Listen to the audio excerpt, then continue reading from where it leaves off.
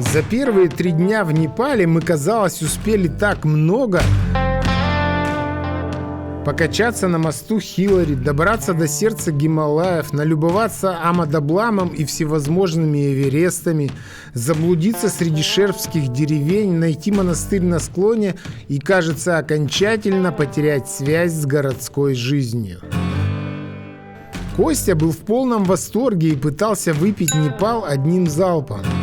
Я аккуратно притормаживал его, напоминая, что акклиматизация – это не гонка.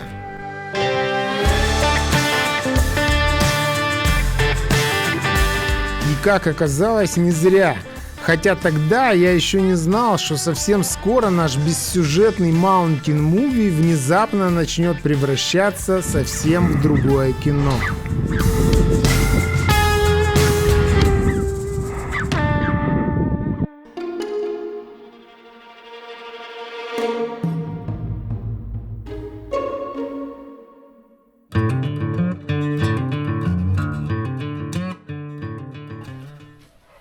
$7:02.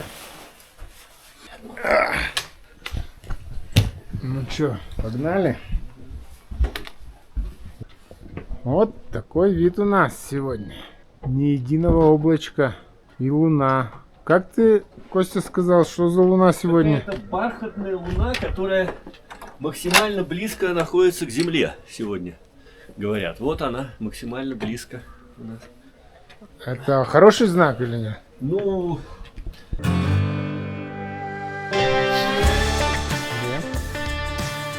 Окей? Go. 2 ночи в Намче закончились именно тем, чем и должны были закончиться. Мы заплатили положенные $50 приютившему нас на 2 ночи лоджу и вышли выше в сторону Тенгбочи. Че, давай посмотрим, доширак есть? Hello, how much noodles? Noodle? Yeah? 40 rupees, yeah? 50 rupees. 50 rupees. And one more. Another one more. 9. 4, yeah, 4, 5, 6, 7, 8, 9. 9. Okay. 9. Okay. 50 rupees only. 450. 450 only. Oh, okay. I don't know. He agreed the price. So 50 rupees per piece. Thank you. Okay, thank you. Huh? It's good. Good. Thank you. Yeah. You put in your pocket. Yeah. Thank you very much. На выходе из Намчи купили доширак для высотного питания, так как я из дома почти ничего не привез. Одна деталь или способ сэкономить. Простые продукты не покупайте в центре, они там вдвое дороже. А вот лавочки на окраинах больше ориентированы на местных, и ценники там обычно куда гуманнее. Алтайские лошадки. Такие низкорослые. И такое же в Исландии я видел. Местные лошадки. Другие.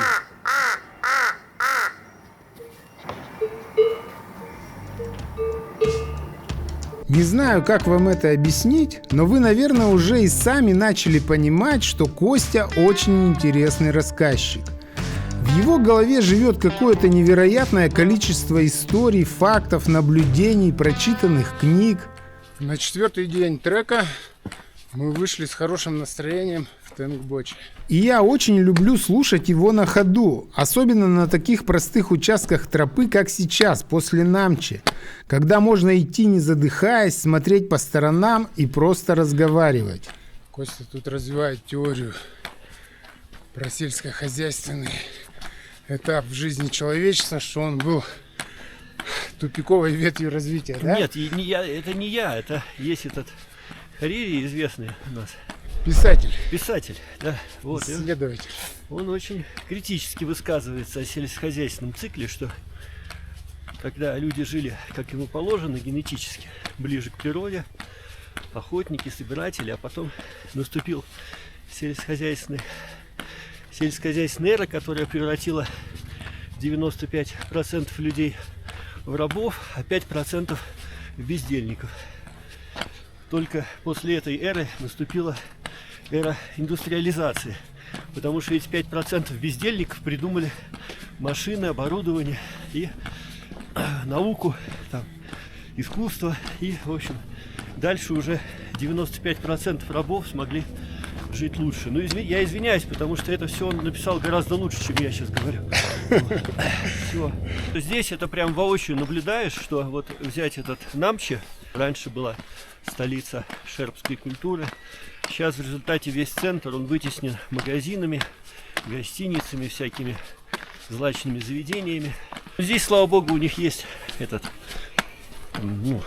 работа портер-гид, и дальше уже ты становишься высотным гидом, и это очень хорошая, высокооплачиваемая работа. И это классно, просто во многих местах такого нет, и получается, молодежь вынуждена просто сидеть в своем магазине, и это тоже такая тупиковая ветвь, можно сказать, развития. Рассказав мне краткую историю человечества и порассуждав немного, какое место в ней занимают шерпы сегодня, Костя бодро убежал вперед и вскоре скрылся из виду. А я шел не спеша, наслаждаясь прохладой, запахом хвои и прекрасными видами. Тишину нарушали только вертолеты, пролетавшие над ущельем каждые несколько минут.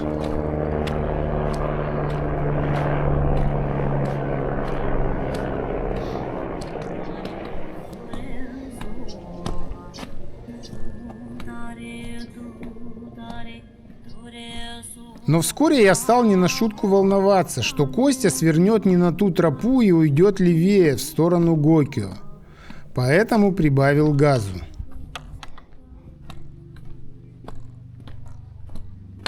Тропа от Намчи до Тенгбочи одна из самых оживленных в Кхумбу. Широкая, живая, проходящая среди могучих сосен и пихт, зарослей можжевельника и колючек, из-за которых иногда кажется, будто идешь не по туристическому маршруту, а по какой-то сказочной дороге. Трекеру сначала нужно сбросить 400 метров до реки, текущей внизу ущелья, а потом набрать вдвое больше к монастырю, висящему высоко над горным хребтом. На противоположной стороне долины то и дело открываются новые ракурсы Тамсерку и Амадаблам, поворачиваясь по ходу движения и меняясь с движением солнца. Но больше всего я люблю разглядывать идущие навстречу караваны яков. Есть в них что-то почти мифическое. Огромные, лохматые, неторопливые. Они появляются из-за поворота, раскачиваясь, звеня колокольчиками, и мне кажется, что они были частью этих гор задолго до человека. Каждый раз я смотрю на них и думаю, это все-таки чудо, что человек сумел приручить таких животных. Или это Будда однажды послал их шерпам в помощь, чтобы те могли жить среди запредельных высот. Завтрак у реки. Спустились на 3,320. Сейчас нам на 550 метров набрать. Я догнал Костю только внизу, у реки. Ему стало жарко, и он остановился в придорожном кафе, чтобы раздеться.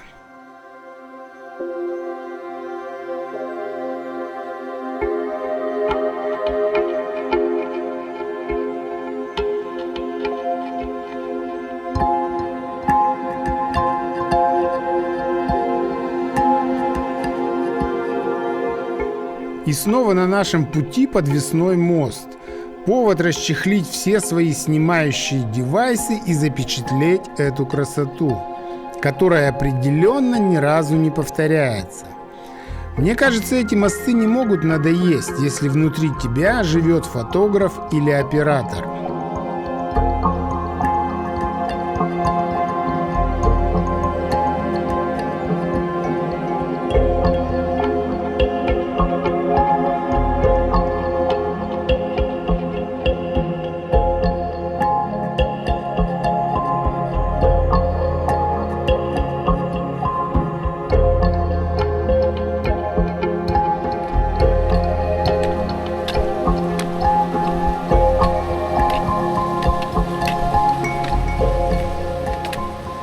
После моста расположен еще один чекпост, на котором у нас проверили пермиты и записали в журнал.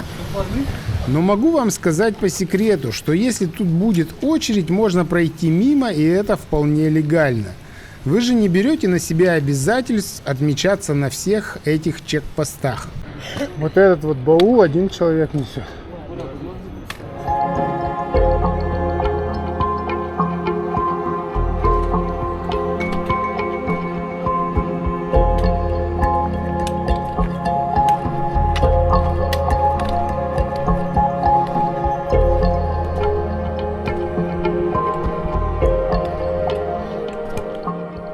Ровно час от реки мы поднимаемся.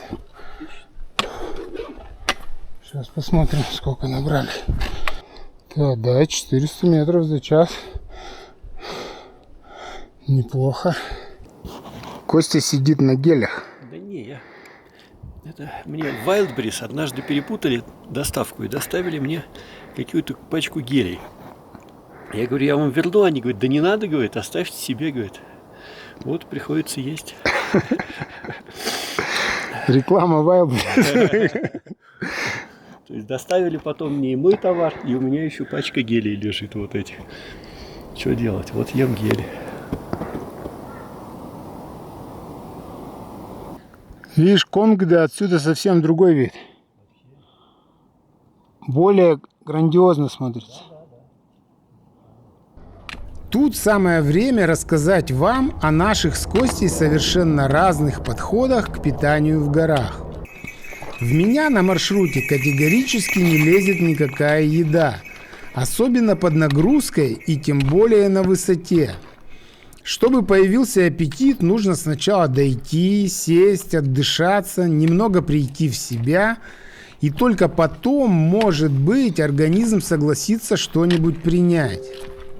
Да и то не факт.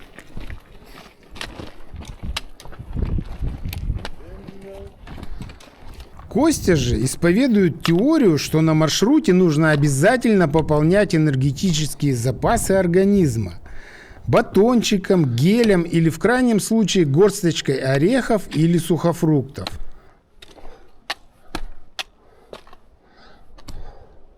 И, честно говоря, я до сих пор не знаю, какой подход правильнее. Что выгоднее, тратить энергию на переваривание пищи или идти на внутренних запасах организма? Напишите потом в комментариях, как это у вас работает в горах. Уже трафик джем начался.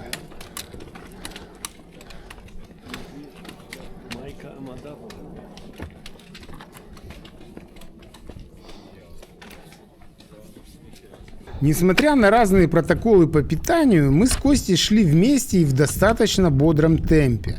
Навстречу попадались счастливые трекеры, уже сходившие свои EBC и калопатары, портеры, несущие их грузы, лошади, яки и дзопы, непрерывное движение в обе стороны, частью которого ты невольно становишься здесь, на тропе в Кхумбу.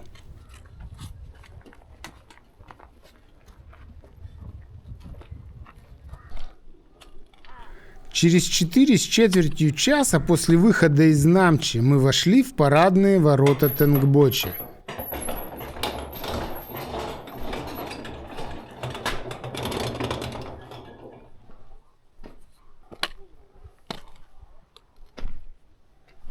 Мне определенно нравился наш темп и то, как мы себя сейчас чувствовали.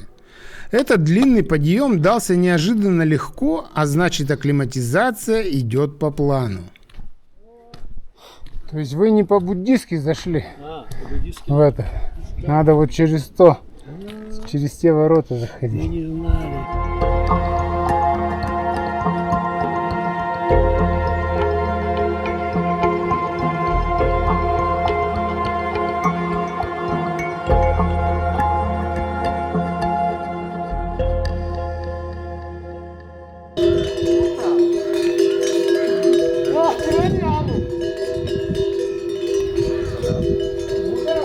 В одном отеле нам номер не понравился, а в этом номеров нет. Сейчас пойдем в другой.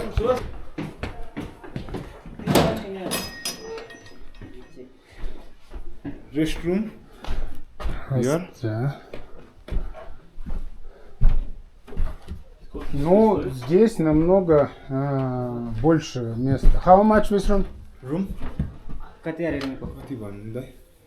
एक त एक मात्रा आउँछ होला नि 1000. 1000? Yeah. It's very expensive. А там было сколько? Тоже? Ну, дешевле здесь нет. Там знаешь, сколько стоит? Нет. $150 за комнату. Где? Вон в том, там, उता छ नि त उता लिएर जानु न. куда я ходил. Ты говоришь, что... You have more room? No. Only this? Давай. Ну, давай. Окей, yes. Окей. Stay here. ब्याग यहाँ Я. Тут, видишь, место есть, а там стена начинается вот так, понимаешь, и такая ниша А есть внизу. электричество? Нет? А, ну у нас своя система, да? Все. Ясно. Видишь, и мне сказали $150, я говорю, он говорит, а сколько твой бюджет? Я говорю, мы платили в Намче $25. Говорит, нет, таких цен у нас нет. То есть ты прямо в тот нижний сходил, да? Ну там, правда, у них душевая кабина прямо в номере. Заселившись в номер с видом на горы за 1000 рупий, мы пошли исследовать окрестности. И первым делом, конечно же, легендарный монастырь Тенгбоча.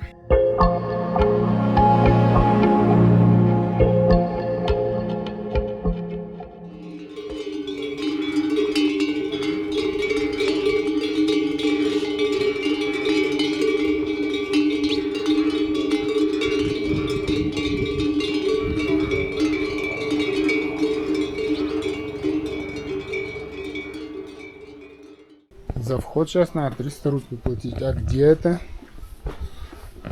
Ну вот, сейчас подойдем.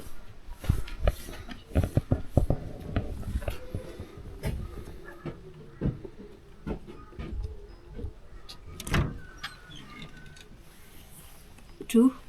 Yeah.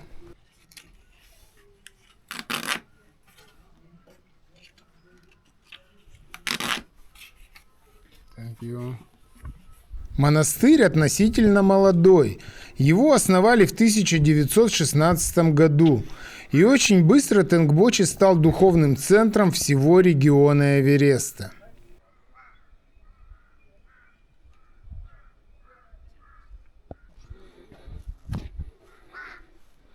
Лама Гулу, основавший монастырь, был учеником ламы из тибетского монастыря Ронгбук, того самого, что стоит с северной стороны Эвереста. Такая вот получилась духовная симметрия вокруг горы.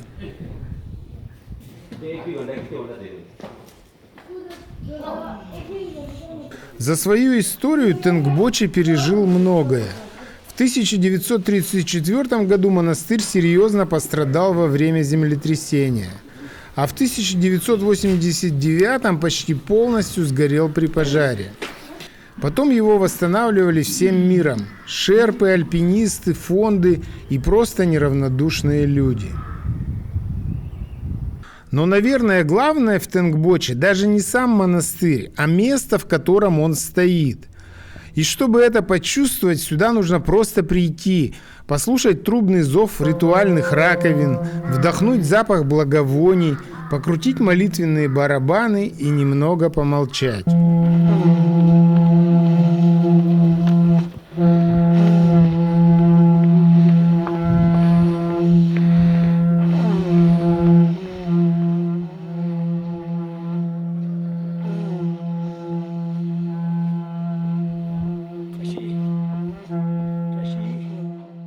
Давай, крути. Костя, кстати, крутил Prayer Wheels очень аккуратно и нежно, что сразу выдавало в нем человека не местного. Смотрите, как это нужно делать. Вот так их крутил Уанчу 4,5 года назад.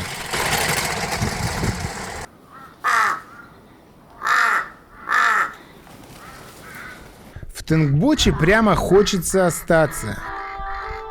Гулять, обедать, смотреть на проходящих мимо шерпов, трекеров, монахов и яков. Дышать этим воздухом и особо ни о чем не заботиться.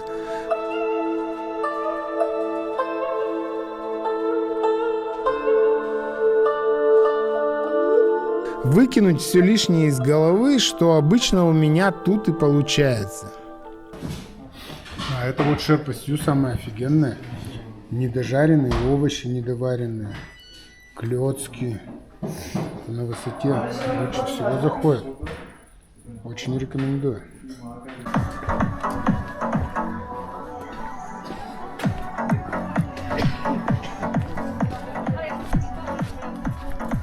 Так любят эти шерпы носить колонку.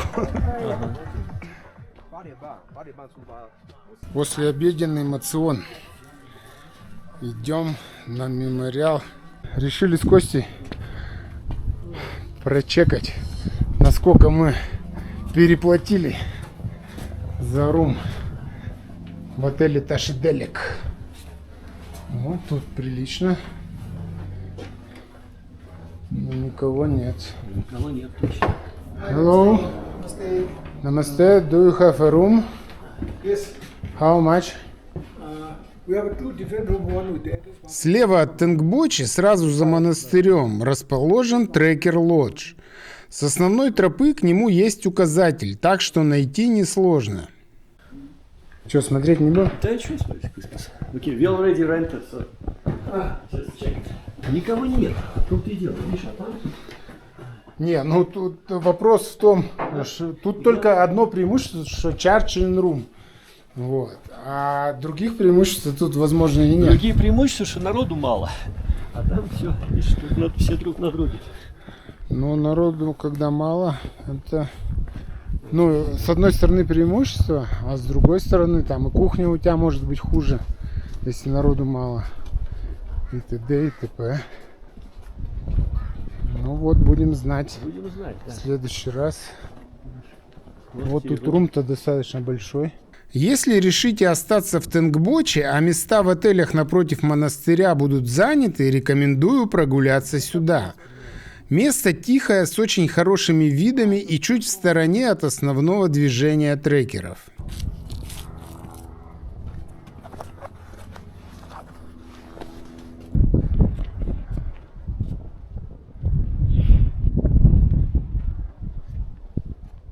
Мы оттуда поднимались, с самого низа.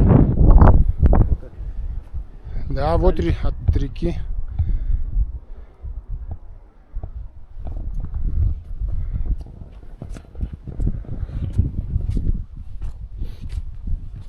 То есть туда закладывают пепел, да? Костя знаком с сыном Владимира Башкирова. Оказывается, мир тесен. Да. Не ходит на высоту. Говорит, врачи запретили ему по поводу сердца. Угу. Вот он только лазит. А лазит хорошо. Он уже там какие-то серьезные маршруты. Причем сам лазит. Про Владимира Башкирова и обстоятельствах его гибели интересно рассказал Шатаев Владимир Николаевич в моем подкасте «Влюбленные в горы». Ссылку, как обычно, оставлю в описании. Две вертолетные площадки. Монастырские. Вдруг Далай-лама захочет прилететь. А вот видно Дебочи. Внизу несколько отелей. И нашу завтрашнюю тропу. После обеда мы прогулялись на мемориал. И как раз в это время сверху начали медленно опускаться облака. Но Костя будто вообще этого не замечал. Еще днем в ясную погоду он заприметил где-то высоко на гребне ступу или черта. И теперь во что бы то ни стало хотел до нее добраться. Сегодня мы, говорит, мало высоты набрали, надо бы еще для акклиматизации. Я в очередной раз попытался объяснить ему старую буддийскую истину. Акклиматизация – это не про усилия, а про терпение. Но, кажется, такие доводы на него уже не действовали. Я предпочел мягко отказаться от подъема, думаю, один он далеко не полезет. Говорю ему, на закате в монастыре будет служба и крестный ход, мне нужно поснимать это действо.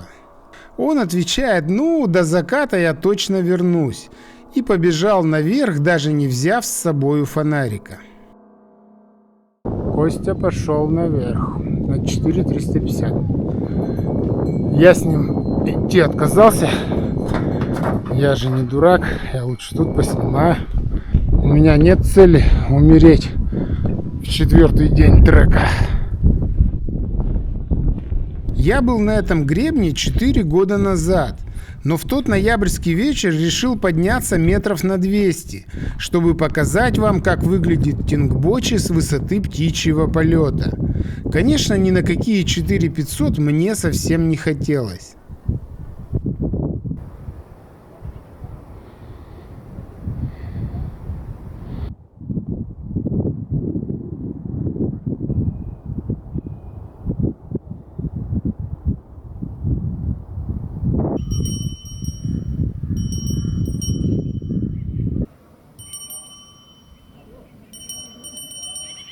Когда над гребнем загудели ритуальные раковины, я уже подходил к монастырю.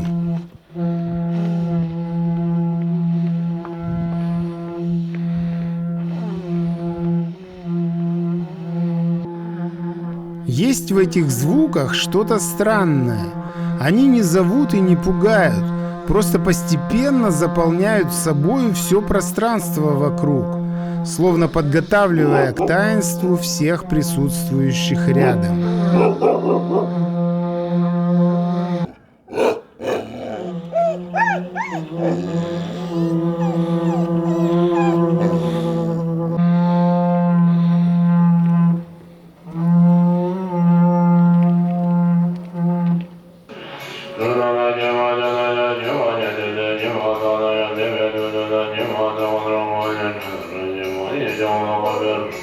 Жаль, что саму службу снимать нельзя, поэтому внутрь я не пошел. Зато задержался у древней реликвии, оставленной, как говорят, тибетским ламой Сангва Дорджи более 500 лет назад. Перед входом в молитвенный зал хранится камень со священными отпечатками его ног, оставленными во время медитации.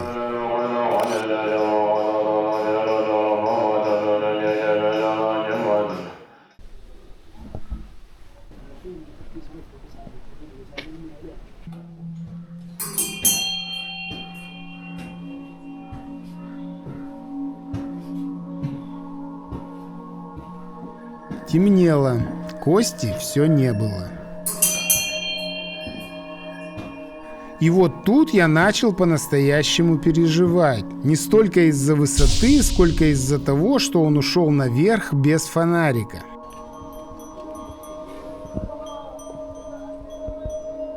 Я вскипятил термос чаю и решил выходить ему навстречу. Мало ли что может случиться в темноте на мокром склоне.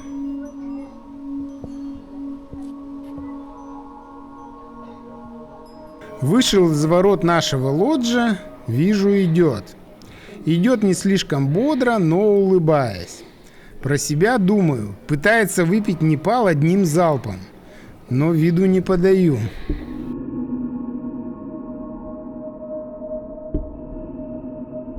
Начал расспрашивать. Говорит, хапнул лихо. В кроссовках не камильфо, наверху уже снег, мокрая трава, склон крутой, чуть не уехал вниз.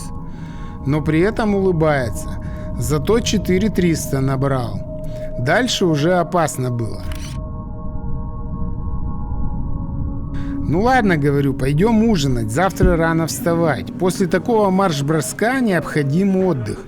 С акклиматизацией шутки плохи. Сегодня Костя сбегал на 4300 и поэтому решил заказать снова себе долбат. Еще он тут называется Непали сет. Внимательный зритель помнит, что рис в долбат докладывают без ограничений, и Костя заказал немного добавки. А потом еще немного. Шерпа даже удивился и переспросил: «More rice again?» А потом еще.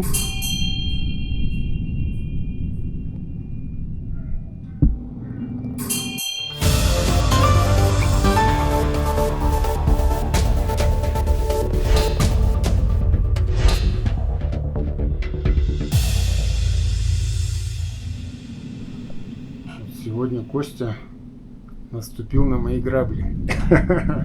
Свои тоже. Я ему говорил, не ешь много на высоте, не ешь, даже если есть аппетит. Вот. Но он не послушался, долбать там накладывает на халяву и решил заправиться под завязку. Ну и расскажи свои ощущения. Ну что это рассказывать? На камеру ничего интересного рассказывать. Ну ладно, то есть, друзья, никогда на высоте не переедайте. Это чревато. Сегодня нам даже пришлось отказаться от завтрака.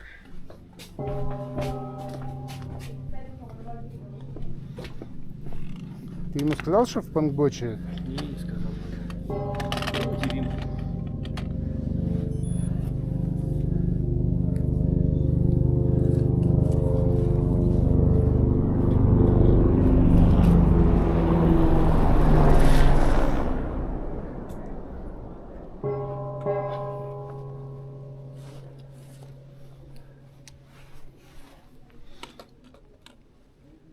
Today? We are go to Pangboche and put any thing. Deposit. Something, yeah. Deposit we live in Panboche. So it's Yes, heavier, but we leave 7 kilos from this bag. In Yes, Panboche. okay, yeah, okay, yeah. Just be aware. Sure, sir, okay. माथि निकाल्ने यार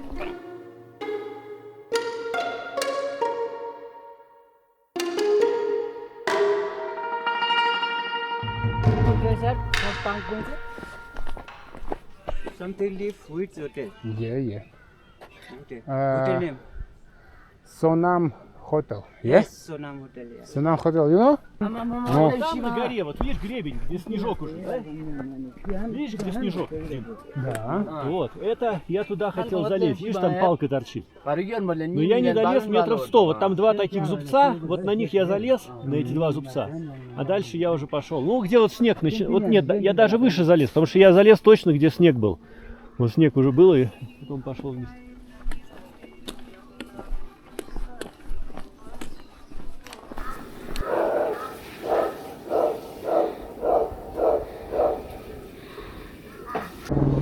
После Тенгбочи тропа спускается вниз, а потом снова начинает медленно карабкаться вверх, к Дебоче. Когда-то это был совсем маленький поселок на краю леса, но за последние годы он заметно разросся. Трекеров и восходителей в Кхумбу становится все больше. План у нас был вполне рабочий. Дойти до Пангбочи, найти Сонам Хотел на развилке тропы к Базлагу Амадаблам, оставить там часть вещей и продуктов для восхождения и потом подняться еще выше, в Дингбочи, на 4400. Но чем дальше мы шли, тем меньше и меньше мне нравилось, как выглядит Костя.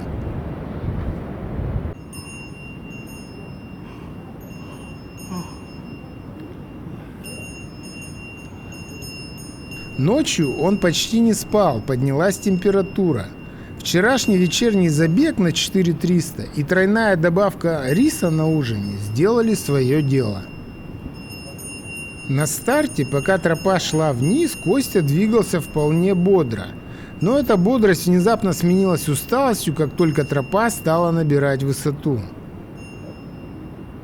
До Дебочи всего около получаса ходу. И именно там наши портеры, как обычно, проголодались.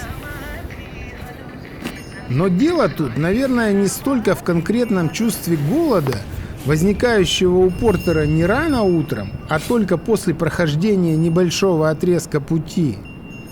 А дело тут в географии бюджетных заведений общепита, расположенных, как правило, на окраинах и предлагающих в несколько раз меньшую цену за аналогичное количество калорий. Но в тот день эта остановка была очень кстати. Косте уже требовался отдых. И вот тут, на привале в Дебоче, первоначальный план впервые показался мне не таким уж реальным.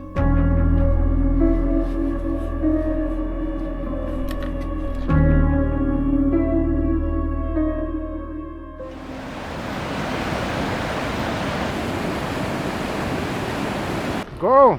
Yes. Подвесной мост между Дебочи и Пангбочи уже 8-й крупный мост на нашем треке.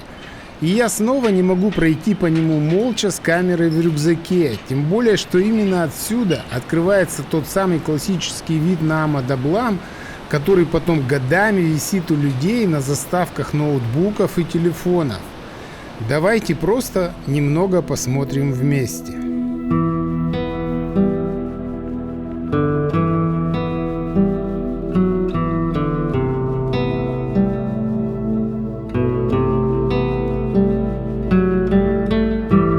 После моста пейзаж меняется почти мгновенно. Лес остается позади, и тропа выходит в зону альпийских лугов. Воздух становится суше, деревья ниже, а сама долина будто раскрывается, становясь шире и спокойнее. И чем ближе к Пангбочи, тем оживленнее становится тропа.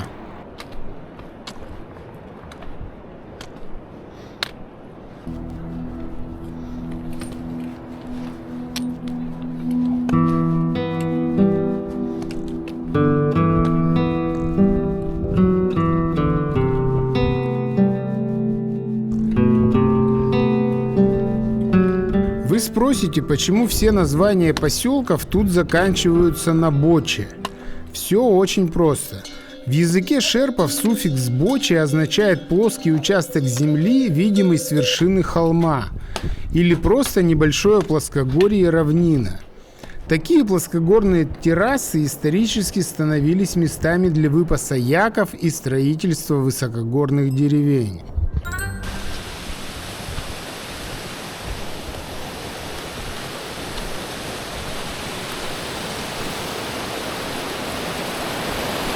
Первая часть названия тоже имеет свое значение. Тенг – Тенгбочи, юг или верхний. Дебочи – небольшой или дно долины. Динг – Дингбочи означает кипятить. По легенде связано с горячими источниками или формой котловины. Панг – Пангбочи – травянистое поле или высокогорный луг.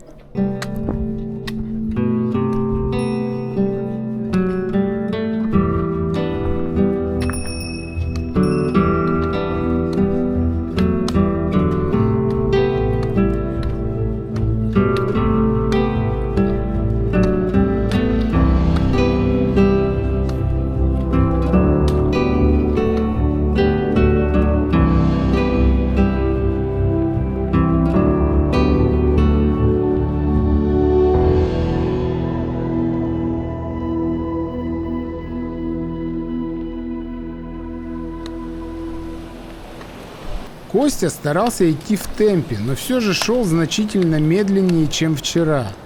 И, честно говоря, мне это было даже немного на руку. Я успевал спокойно остановиться, сменить объектив, поснимать портеров, яков и его лицо крупным планом.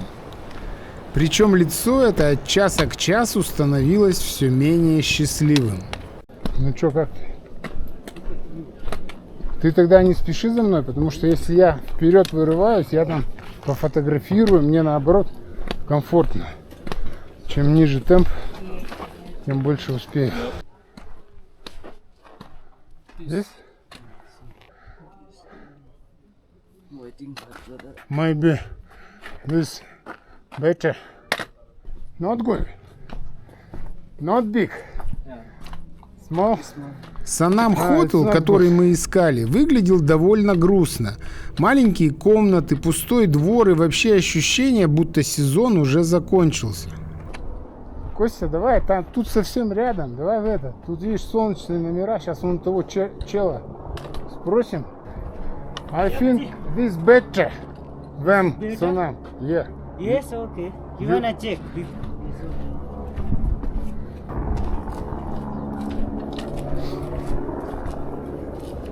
А вот во дворе соседнего Wind Horse Lodge жизнь кипела. Альпинисты подгоняли кошки, маркировали веревки, сидели на солнце, смеялись и пили чай. Тут очень хотелось остановиться. We need to put deposit 4 or 5 nights. Yeah. After yeah, 5 days, You come in. 1 night. Yeah. No problem. 1 night. You give me the deposit that I keep no problem. How much room? Room 500. Because 2 bed, 2 people, 500. Теплый, нормальный, большой. И есть хот-шауэр. Все, тогда оставляем тут.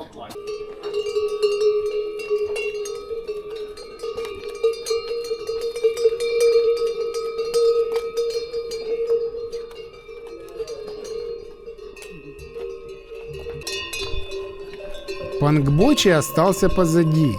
Мы прошли по нижней части деревни, минуя легендарный монастырь.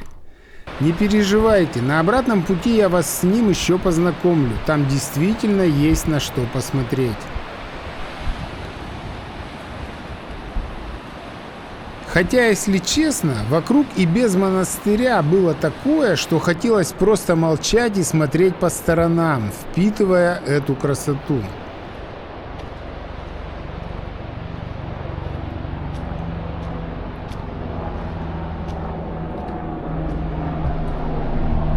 А вот Косте было уже не до созерцания.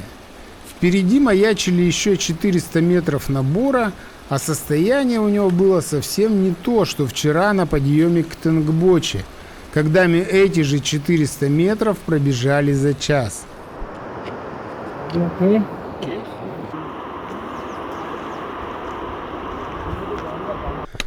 Прошло 2 часа после завтрака, и шерпы снова внезапно захотели принять пищу. Yes. Yeah. Окей, Yes. бон аппетит. Okay. Yeah.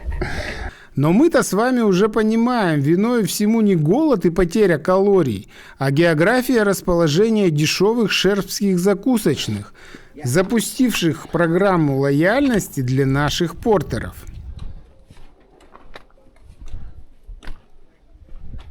И снова эта остановка оказалась для Кости настоящим спасением. Это был последний крупный поселок перед Дингбоче, Шома или Шамаре.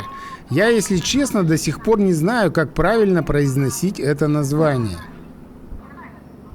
2 часа, еще 400 метров.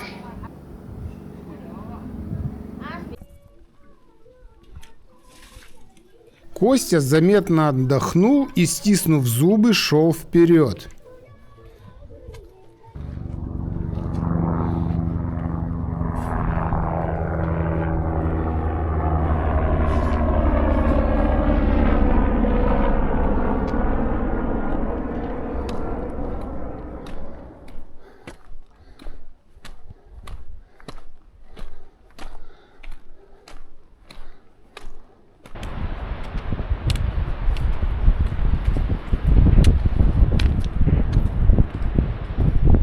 Я то и дело останавливался, некоторые картинки в видоискателе завораживали.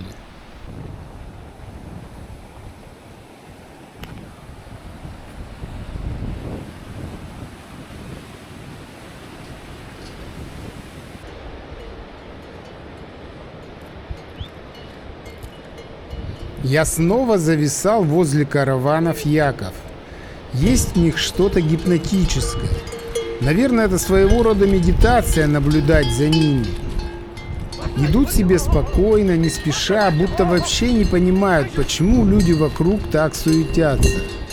Иногда даже возникает мысль, а не стать ли погонщиком яков где-нибудь здесь, в Кхумбу.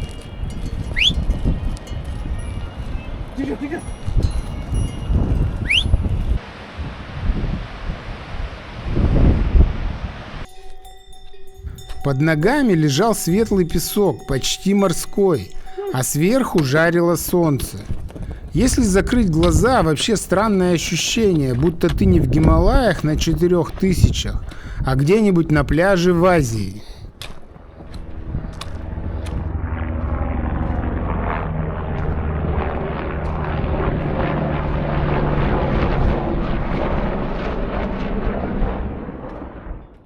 Хотя, если вспомнить геологию, Гималаи когда-то и были морским дном.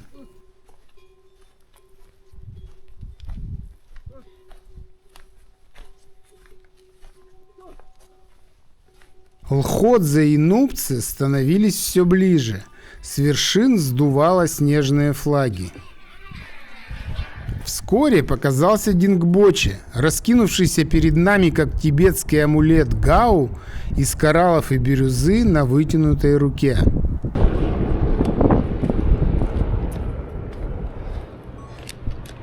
И в тот момент мне очень хотелось, чтобы на этом сегодняшний день для Кости поскорее закончился. So, which hotel? Grand Himalaya, sir. Uh-huh. And then you check the room. Yeah, and then finally decision, okay? Дингбоче поселок длинный, и выбранный шерпами лодж оказался в самом его конце. Кажется, именно этот последний километр окончательно и добил Костю. По лестнице в дайнинг-рум он уже поднимался с трудом. Тут тепло.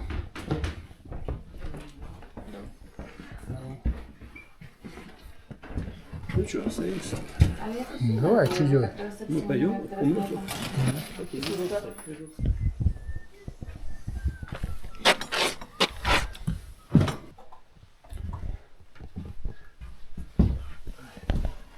Ну как?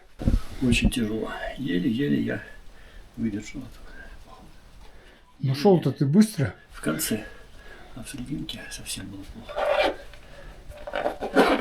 В конце, видимо, начал отпускать понемножку. Ну что, тебя какой-нибудь таблеткой угостить? Уж я хочу полежать просто сначала. Сколько? 37,6 было. Ну, это самая хорошая температура для высоты. Так что завтра будешь как огурец. Видимо. Я с утра чувствовал, что больше. М-м. Потом вот после того, как мы отдохнули, вот легче стало. В глазах легче. Ну все, отправилась чаем. Температура была небольшая, всего 37,6. Для высоты это вроде бы и не температура, но сил у него не было от слова совсем. Я накипятил 2 термоса чая, оставил Костю в номере отлеживаться, а сам пошел немного пройтись по окрестностям. Hello. Namaste.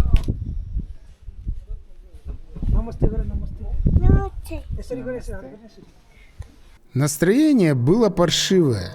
Ощущение, что весь наш план вдруг повис на волоске, было почти материальным. Но все-таки хотелось верить, что горный воздух Непала лечит не только голову, но иногда и тело. Дингбочи тянется вдоль одной главной улицы, по центру которой течет ручей.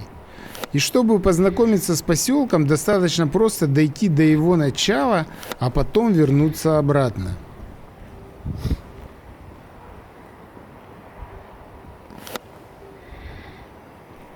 Тут и там играют в карум, главную настольную игру Непала.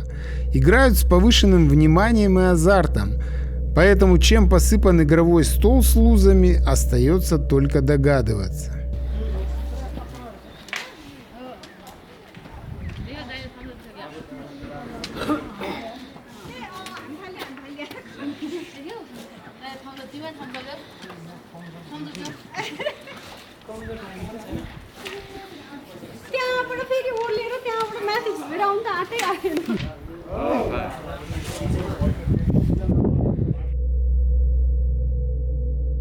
Я прогулялся до самого входа в поселок.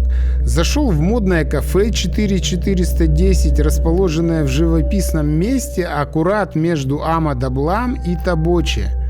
Узнал, что зарядка в нем бесплатная, в отличие от нашего лоджа, где зарядить iPhone стоит 500 рупий, а Powerbank 1000.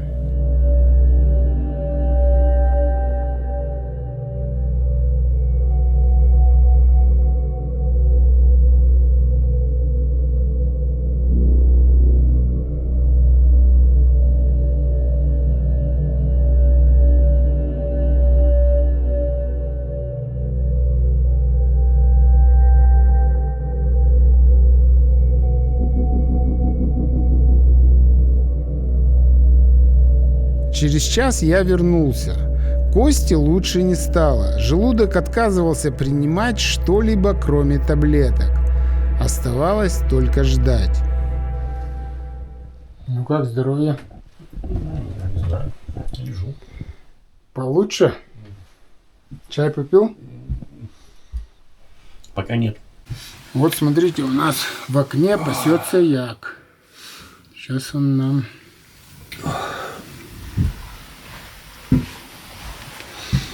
Ну вот, а Костя отдыхает, а як пасется. Сколько? 37,6. Состояние прям гораздо хуже. Можешь подышать на улице, посидеть. Да нет.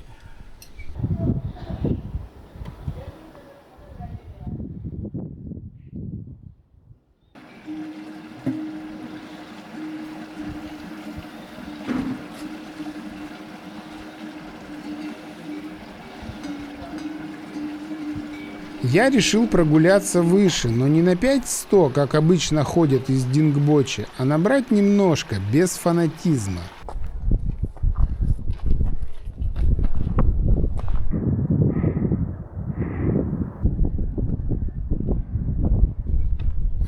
На гребне было безумно красиво. Хотя слово «красиво» тут вообще ничего не объясняет. Ну посмотрите сами.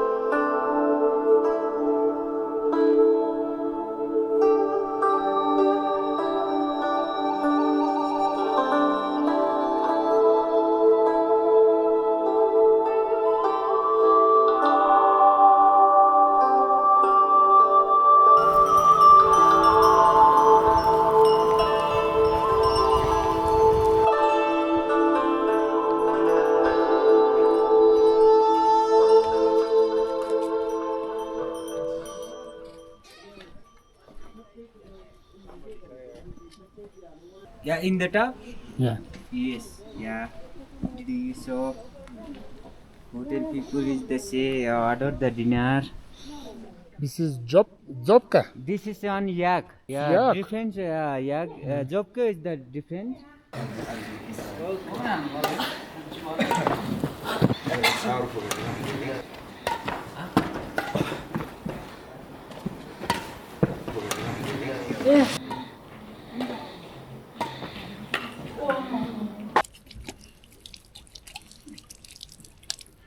Пока вода не замерзла, надо умыться.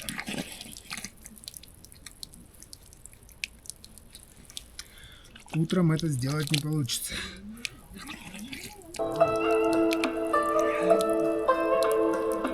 Вечером я встретил ребят из Казахстана, которые оказались моими подписчиками и угостили меня непальским напитком томба или тонгба.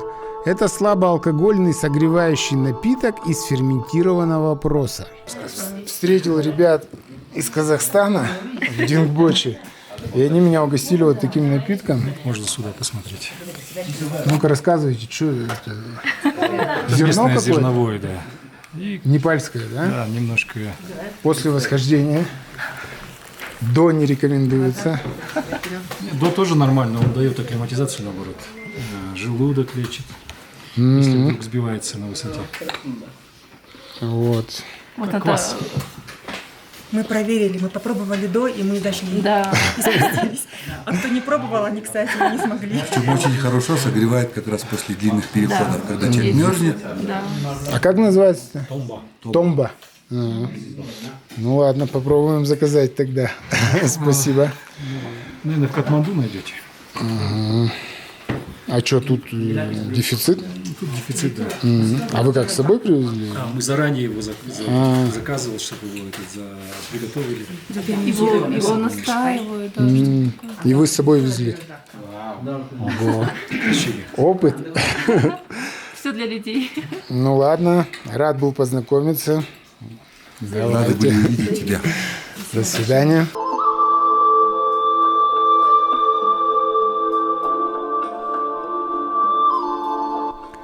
Фактически томба – это ритуал, а не просто порция алкоголя. Она считается бесконечным напитком. Когда сосуд пустеют, в него снова подливают горячую воду. И так до 5 раз. Предложение томбы гостю – высший знак гостеприимства.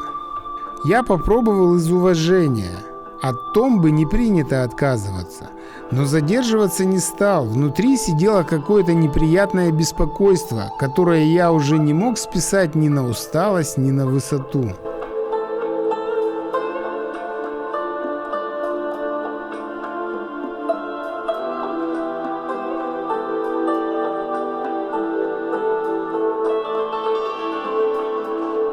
Когда я вернулся в лодж, Костя уже спал, так и не допив даже половины термоса целебного Иван-чая. Очень хотелось верить, что к утру его отпустит.